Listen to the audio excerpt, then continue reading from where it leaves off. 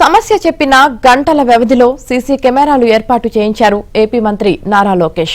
నిన్న విజయవాడ పాయకాపురంలో ఇంటర్ విద్యార్థులకు లోకేష్ మధ్యాహ్న భోజన పథకం ప్రారంభించారు. ఈ సందర్భంగా రమ్య అనే విద్యార్థిని చెప్పిన సమస్యపై మంత్రి నారా లోకేష్ స్పందించారు.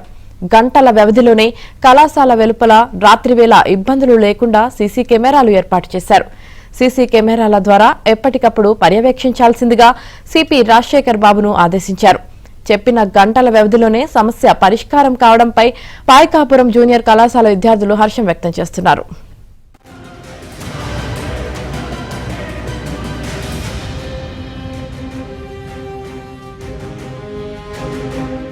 విజయవాడ పాయకాపురంలో ఇంటర్ విద్యార్థులకు లోకేష్ మధ్యాహ్న భోజన పథకం ప్రారంభించారు. ఈ సందర్భంగా రమ్య అనే విద్యార్థిని చెప్పిన సమస్యపై మంత్రి నారా లోకేష్ స్పందించారు. గంటల వ్యవధిలోనే కళాశాల వెలుపల రాత్రివేళ ఇబ్బందులు లేకుండా సీసీ కెమెరాలు ఏర్పాటు చేశారు.